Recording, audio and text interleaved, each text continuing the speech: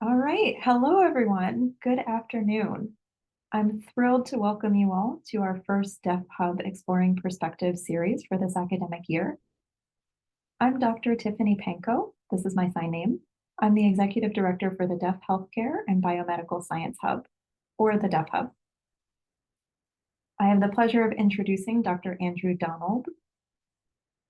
He is a general dentist and owns AD Dentistry, a private practice in College Park, Maryland.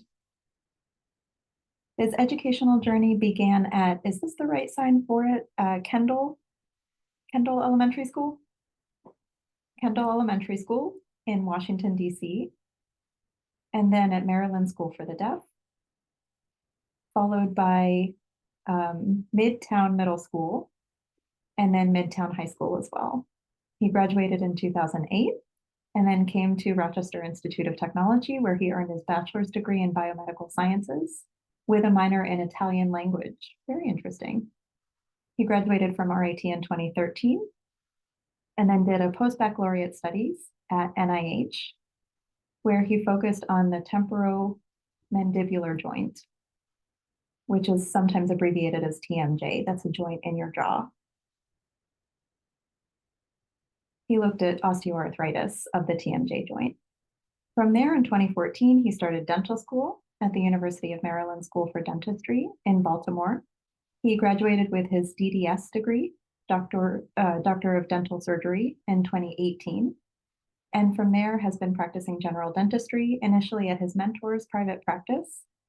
And then he was able to, after that private practice was taken under different ownership, he continued to work there. And then luckily in 2024, he was able to buy that practice back and now owns and rebranded that office as AD Dentistry. I look forward to learning more about that. And with that, I will turn it over to you, Dr. Donald. Is this your sign name? All right, thank you very much, Dr. Donald. Go ahead. Thank you so much, Tiffany. I'll turn my camera off, but I'll come back again for Q&A. Thank you, Tiffany, for introducing me. I really appreciate it. I will begin.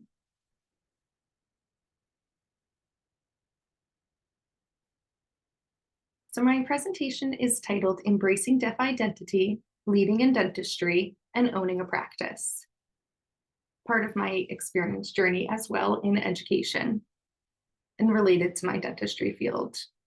I'm going to talk a little bit about my family, my friends, everyone who impacted my journey positively. So this is me. I'm deaf. I'm a general dentist. I got my DDS, as Tiffany had mentioned and explained a little bit. I'm also a business owner, which is AD Dentistry. The AD, why did I pick that? Because it's very visual, and it's also my initials, A and D, for Andrew Donald. This is my sign name. I do AD dentist or AD here because this is where we do the sign for dentistry, so it was a nice match. Growing up, my primary language was ASL. I was born in Alabama. We moved later to Maryland. And I'll explain more about that later. I want to expand a little on my family background. You'll see a picture here. My parents are deaf as well. And I have one brother and one sister, and they're both CODAs. So our primary language at home was ASL as well. My parents grew up with the oral method, not using sign language. They depended on an oral education. My mom learned ASL in her undergraduate college, North Carolina. And my dad learned ASL in high school. At the Model Secondary School. At the Model Secondary School for the deaf. My parents met in college and undergrad.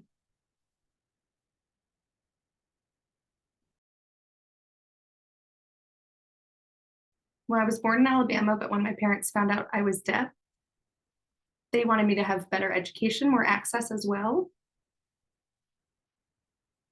Where they're in Maryland, there would be more resources and more accessibility there. So we moved when I was around 2, which is when I started preschool. That was my first school.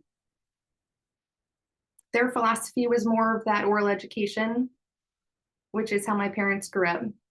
So they transferred me to Kendall So they School. transferred me to the Kendall School, which Tiffany mentioned before as well. After I did the Maryland School for the Deaf and then the Middletown Middle School and High School. So I had more of a different communication approach there. If you notice the photo all the way on the left is my brother, and then my dad, my brother-in-law. The wedding dress is my sister. This picture is from her wedding. And then my mom, and then me all the way to the right. So I know I explained a little bit about this, my primary school through grade 12. I graduated in 2008 from high school.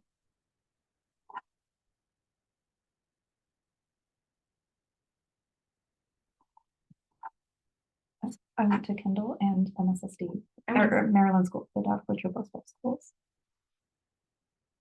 I wrote notes. I had access to direct instruction through a DHH teacher and teachers who signed as well. And when I finished 7th grade, I decided that I did want to try the public school. So I had an ASL interpreter there at middle school and note takers, which was a very different experience. And I continued in Middletown High School as well, but I was the only deaf student. I did have a one-on-one deaf education teacher. But other than that, I had all hearing peers and hearing teachers. But I accessed an ASL interpreter as well. After graduating high school, I knew I wanted to be a dentist growing up. But some of the time I did feel as though I wanted to try something different. I really love cars. I'm fascinated with factories and their machinery. So I did work at an auto shop in high school. And when I started RIT, I did start in their international business program, which I did enjoy, but I realized that wasn't the perfect fit for me. So I decided to take a few biology classes, which I very much enjoyed. And I decided to change my major and change my career goals back to dentistry. And that's when I changed my major to biomedical sciences. With that minor in Italian language and culture. I did an immersion program in 2011, in which I learned the Italian Sign Language. I was there for about 6 weeks. I very much enjoyed it. I wanted to take more classes in relation to that, and that's why I decided to make it my major. I could have graduated in 2012, but I decided that I wanted to take more courses in relation to being able to get into dental school. So I wound up graduating in 2013. And my favorite class was gross anatomy. I enjoyed learning about the head, the neck. We got to experience cadavers in that class. I graduated in the winter quarter of 2013. RIT was on the quarter system back then.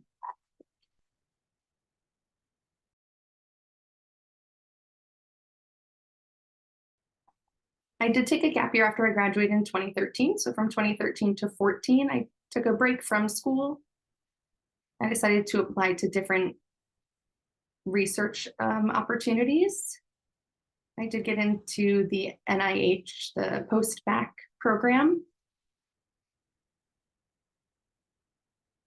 They do have several different institutes and different focuses. I got into the National Institute of Dental and Craniofacial Research. That focuses on research related to the face. And I wanted to focus mainly also on bones. As Tiffany mentioned a little bit about TMJ, it's a very interesting joint because it works a little differently than a knee joint.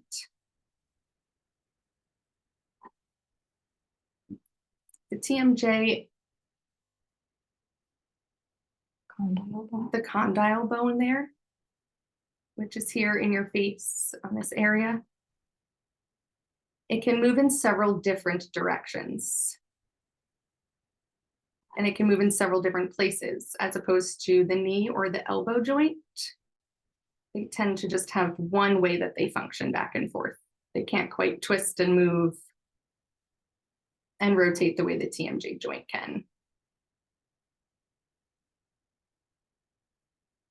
So what my focus studied on the BMP2, the morphogenetic protein.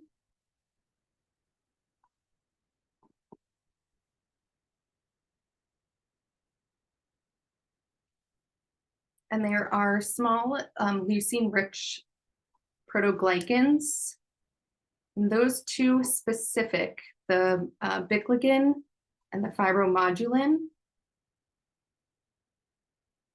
those are the two proteins that I focused on. That helps with either like destruction of the bone and building the bone back up, the breakdown of them, and then sort of, those are the proteins that are responsible for building back up the bones. And if those proteins don't function as well, then it can really deteriorate and cause that osteoarthritis, especially in that TMJ joint.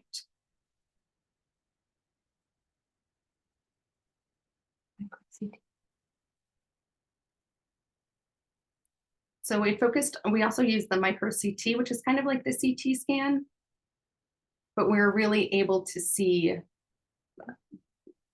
like bone density. We're able to measure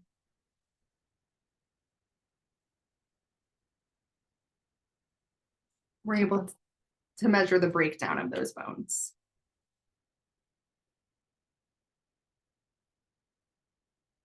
I was accepted to the University of Medical Dental School of Dentistry for the Doctor of Dental Surgery in 2014. So I did work that post-bac for about 9 months, but I finished up there when I started dental school in 2014 in that program, which is a Doctor of Dental Surgery, that DDS program. I graduated 4 years later in 2018 and was licensed, got my certificate for the Board of Dentistry. And I started at that practice under my mentor to begin with. And I started in the fall of 2018, I'm sorry. After I got all my licenses. After I got all my licenses and certifications. I will explain more a little about my practice and my experience owning that practice. But I did want to talk a little bit about middle school and high school when I was the only deaf student and what my accessibility looked like through ASL interpreters or note takers. I mean, this was back in the 2000s. They would tend to have those old carbon copy papers. It would have like the pink and yellow sheets on top of each other. So one person would take the notes and then the yellow paper would be sort of the copy, or the pink paper would be the copy. And that's what I would study my notes from. When I entered RIT, I know you're very familiar with the experience of access services at RIT. There are ASL interpreters, deaf and hearing peers together. I worked with my teachers and my advisors and note takers as well. And the NTID support services for the deaf. They helped me with chemistry, biology, calculus, really any tutor and support services that I needed. We would have study groups that really helped me as well. When I was in my post-bac, I would have ASL interpreters, not every day, but for big meetings. I would write back and forth using my computer, but they always supported me, especially my PI. I forgot to mention that if I go back a little bit. If I can go back to my post-bac slide, please. You can see the picture here. This is me. I'm standing where I'm pointing at the TMJ bone and the skull model that I'm holding. And then my principal investigator is standing next to me. Or my principal advisor. And my advisor, the principal investigator, who was basically the director of that department, running the research study that I was working with. She worked very closely with me. She was very interactive with me. We were able to communicate using iPads, WordPad typing with an interpreter. She was really great to work with. Very grateful for that.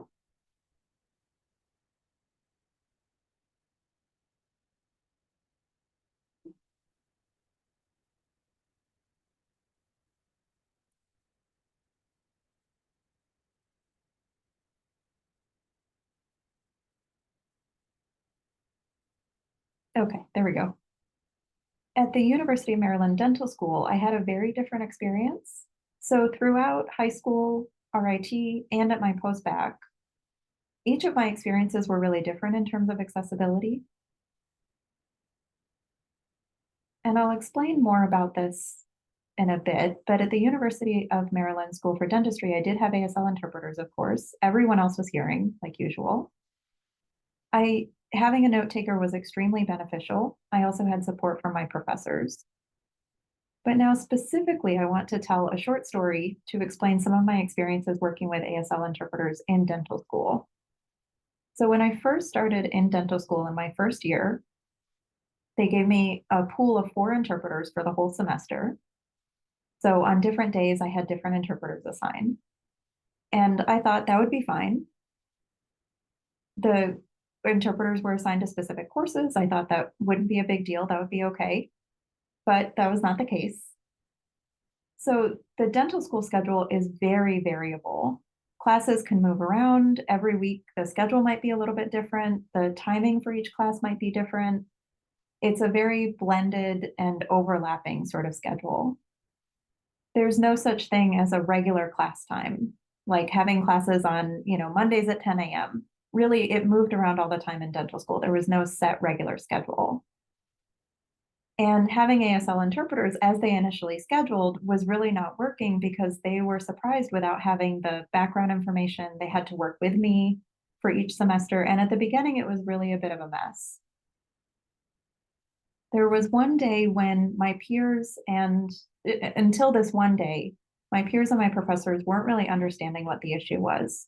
But there was one day in the classroom when the interpreter asked the professor for clarification. The interpreter was really, really far off. The professor was giving back a lot of attitude, and they ended up fighting and having an argument in front of the whole class. My classmates also saw all of that happen. I was extremely embarrassed, and I actually ended up leaving the room to show that this had nothing to do with me. This was just between the ASL interpreter and the professor. And that experience really illustrated to my classmates that everything wasn't perfect. They were a lot more inclusive and supportive of me after they saw what was going on. They became advocates for me once they understood what the situation was and how things weren't going very well. So we changed the approach. I ended up with just 2 interpreters with me all the way for my next 4 years at dental school. I had 2 full-time interpreters. Part-time wasn't going to work because I had clinical hours, I had lectures, I was working 60 to 80 hours a week during dental school. The interpreters were capped at 40 hours a week. So I did have other interpreters who could back up, but they were for clinical only, after hours clinical. But for all of my lectures, all of my major work, I worked with these 2 full-time primary interpreters who worked with me for 40 hours a week. Once they hit that 40-hour cap, then I had a backup 2 interpreters who could work with me. After that day, when my classmates realized that I didn't have equal access to everything, they really stepped up. So I realized also that having just one note taker, one person trying to take all these notes, just wasn't enough. And this was an interesting experience because this is where technology can also be beneficial, but can also be detrimental. So for the professors, there are different lectures. Some of them were clinicians who weren't trained to teach. Some of them just showed up to give lectures and that was it. So typically the PowerPoint slides weren't beautiful. They weren't perfect. They didn't cover all of the information. I tried to review the PowerPoint slides, but it wasn't enough. I tried to read the textbook, but it wasn't enough. I had only one note taker and that wasn't working very well either. So this whole thing wasn't successful. So instead, some of my peers decided to do group note taking to get better quality of notes, not just for me, but for themselves too. So they were able to share their notes with each other and proofread their notes and then share it with me. That way they could make sure that they got all the information, everything was clear, it all made sense.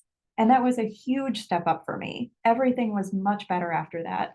After the situation with interpreters was resolved, I had that group note-taking approach, and I developed a better relationship with my peers and my professors. I was also able to go to some of my professors to review anything that I missed. But I have to say again, having that group note-taking approach was just incredible. You need to have more eyes on those notes and more heads involved listening to that information. The quality went way up after we used that approach. Now, after I graduated dental school, I did go back to work at my mentor, who is a deaf dentist, Dr. Stephen Rattler. I went back to work at his private practice. He had been in Maryland for many years. I actually grew up as his patient. He was my dentist as I was growing up. He was a huge role model for me. And he's the one who established this practice in 1986. From scratch, with no existing patient base, no staff, he really built it from the ground up and grew it to what it is today. He ran that practice until 2022. I joined again in 2018 and worked under him for several years. In 2021, he decided to sell the practice, and he sold it in, I believe, 2022 is when he actually sold it to another company. And then in 2024, that company was interested in selling the business to me. And let me back up here and explain that DSO is a model of having multiple different offices at different locations with different, and there's different average number of offices. It may be 10 offices, it may be 50 offices. With that model, they own several offices and they have administrative people for different groups, as well as business operations, marketing, insurance specialists, billing specialists. They have that overhead staff who can take care of all of those administrative tasks. But then that way the staff, the doctors can really focus on the patients. And it's generally a good experience, but it doesn't work for everyone. It really depends on each specific DSO and how they decide to run their practices, how their system works. It doesn't always work perfectly. In 2024, I ended up buying the practice from them. I didn't buy any other practices from them or any other locations. I only bought the same practice that Dr. Rattler had owned before, where I've been working. It's technically been 8 or about 7 years that I've been working. When I bought the practice back, I also changed the name to AD Dentistry too.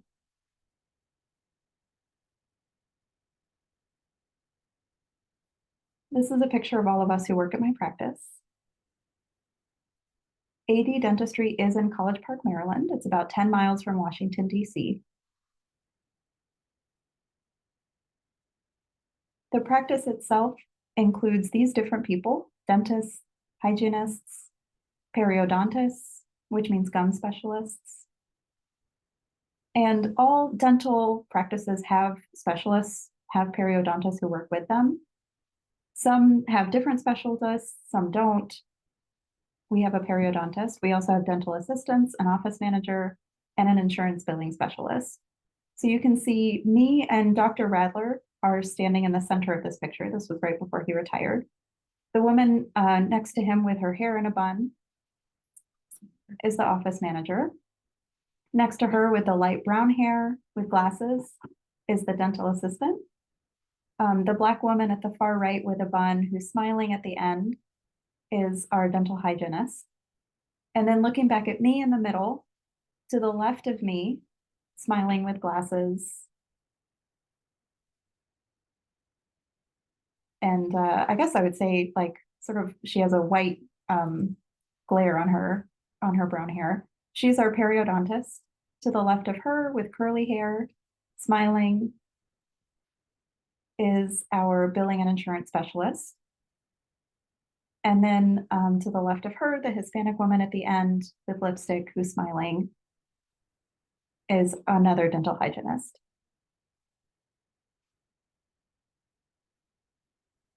Oh, and I forgot to tell you, let me go back. Thanks.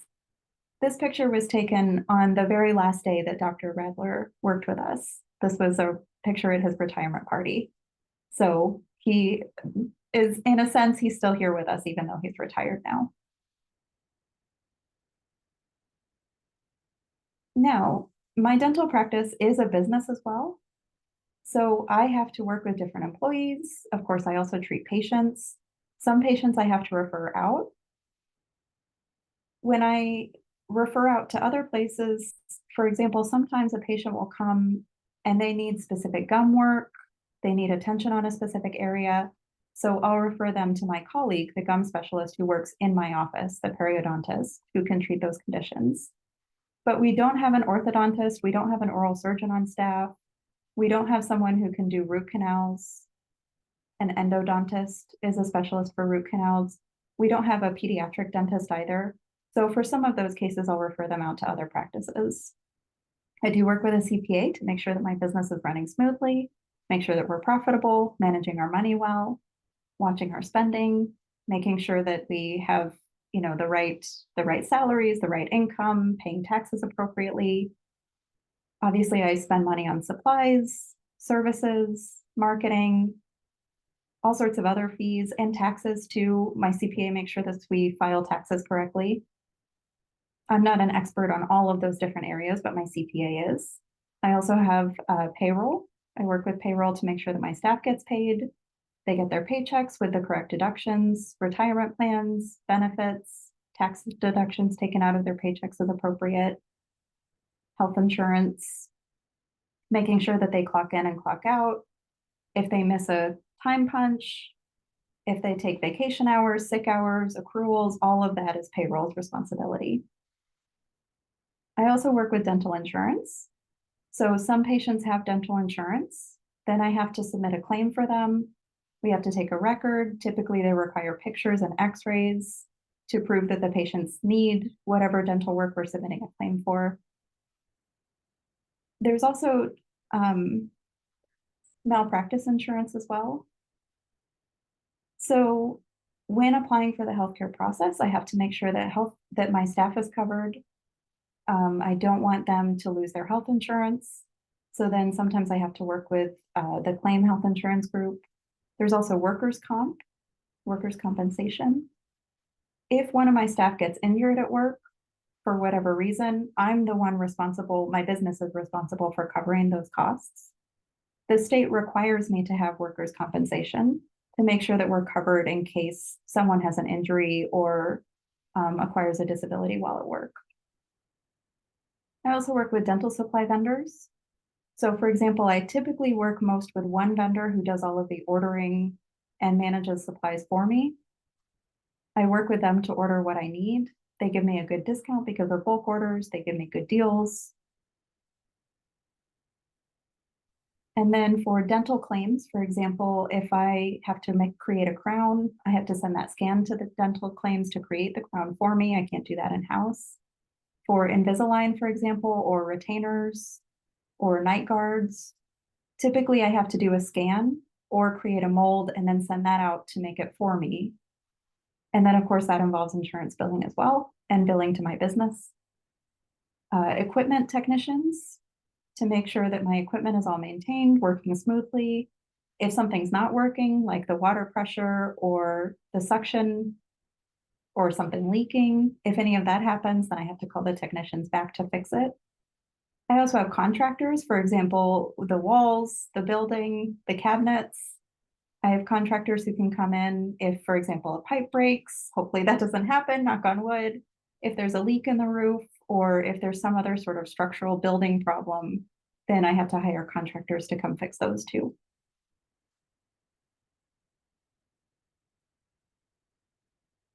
Now I'll talk a bit about barriers. One is autism. All deaf people face autism, no matter what, we all do.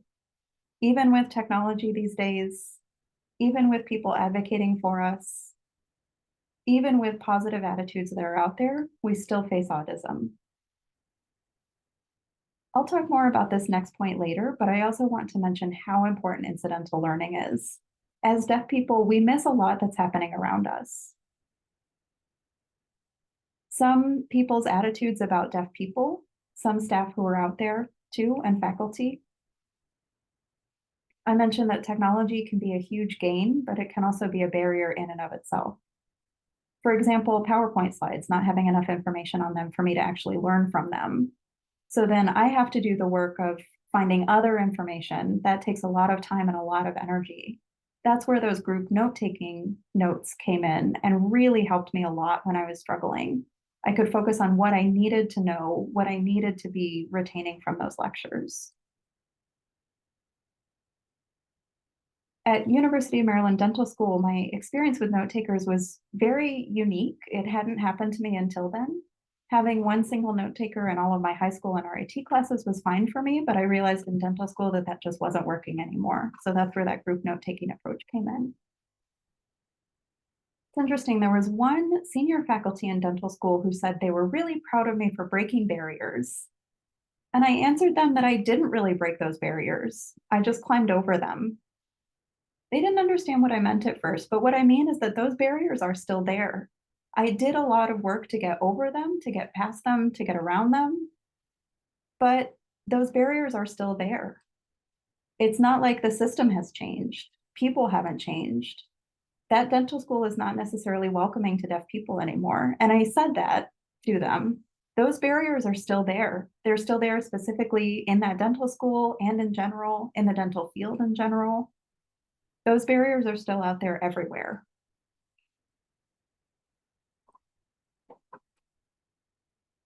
Now, incidental learning is a little bit of a trigger, not so much traumatic, but something to recognize as important. It's has a very big impact on your learning, especially in dental school. And when I started my work in the lab or in clinic, making dentures, making models, it was new and it was awkward to learn. And I, wanted to figure it out myself, kind of teach myself. But compared to my hearing peers, of course, they would be chatting the whole time and picking up on all of this outside information and education that may have been happening while I was focused on my work. But I couldn't hear what was going on around me. So there's a lot of information that I was missing. And I began to struggle a little more and feel a little more frustrated. But I became a little more, not aggressive, but a little more self-advocacy and asking my interpreter to let me know what I may be missing out on so I could be on the same level as my hearing peers. So that really helped as well to sort of show and explain what I was missing in the classroom. So my teachers, my peers, and my interpreter all advocated and supported me with that. I also have to kind of learn and determine what's enough and screen out what I do want to take on and what I don't. I don't want to get too overwhelmed. So I do determine for myself what is enough for me to take in. It's important to become comfortable with yourself and more confident in yourself, because that will lead to more actions and more success on your behalf. Of course, to be aggressive with your self-advocacy and ask for what you missed, ask for all of the information, all of the materials.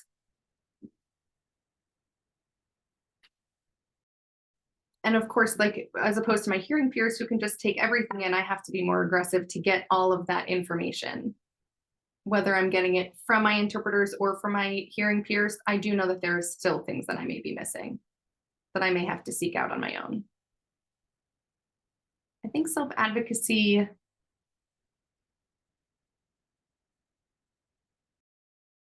it has many different factors.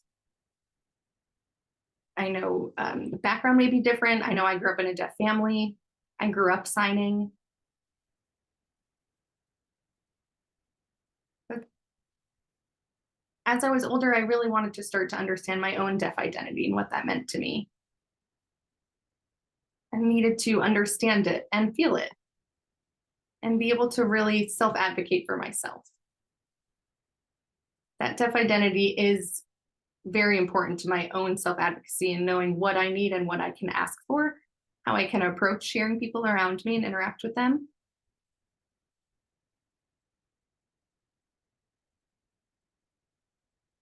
Again, key being your deaf identity is so important, has to do with your confidence as a person.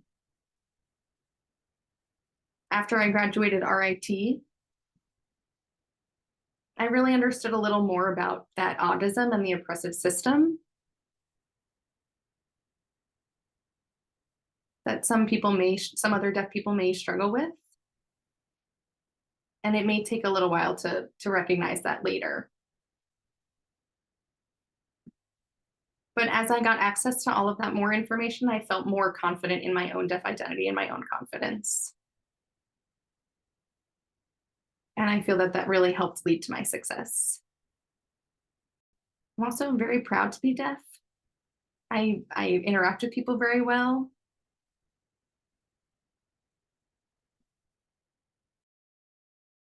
I educate people a lot every day. Because we are a minority, and this is something that we face in everyday life. Your effort counts. Maybe you feel like you're not being as successful as you think you want to be, but it all counts, and you will be successful later as long as you keep at it.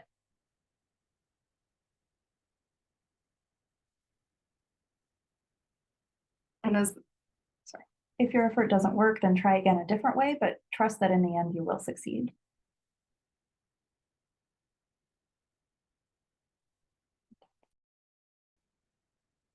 Everything will be, technology is changing, the world around us is changing, our approaches are changing, people's mindsets as well may be evolving. So it's important to always try to adapt to them, to yourself, have growth in yourself, and then we can grow together. Now, access related to my work here. AD Dentistry does have a staff who's all hearing. They all sign. Some sign, some don't. We do know each other very, very well, so we can communicate with each other pretty successfully. I do like working with that staff every single day. We like to know exactly what each other's needs are. So we're very used to each other and our communication methods, whether it is sign or something different. Some staff members I may kind of lip read a little more. Communicating with the patients, I see hearing and deaf patients alike. So we have a variety of communication approaches. Some hearing patients prefer this, some deaf patients prefer that. Some of my hearing patients may be used to working with me as a deaf dentist.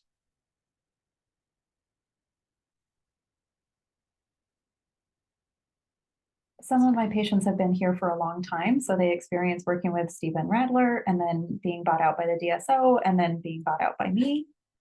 And so we have a good relationship, and each of my patients uses different communication methods. I work with them no matter what they prefer, whether it be on an iPad, lip reading. Sometimes if they don't understand me, I'll ask my assistant to repeat what I said to them.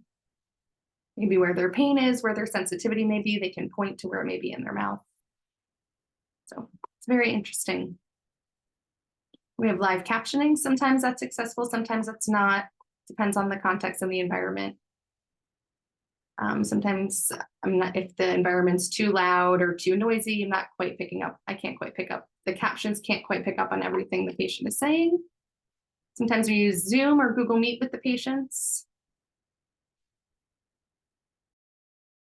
And all the patients know I'm deaf, so we have a variety of approaches.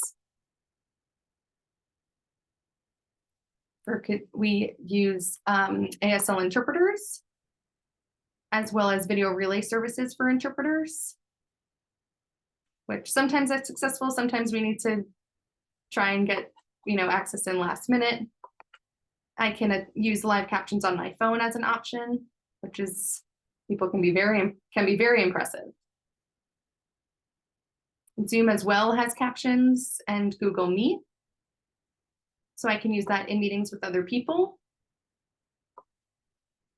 Different apps on the phones as well, or on my laptop. Because there can be a lot of medical or dentist words, vocabulary, and jargon that's easier to be written out. But I'm open to other creative, innovative accessibility options or technology. One more thing, just before I wrap up.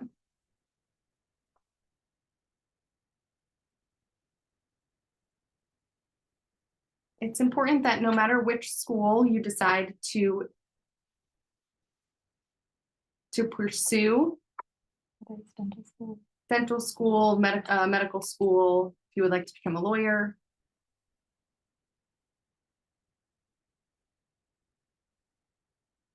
Because remember, I did have, it's accessibility is so important. If you remember, I mentioned I had those 4 interpreters for my medical school, and they were great allies for me. I was able to trust them as well. When I was too busy to educate other people, they would step in for me. I now use them for my CEUs.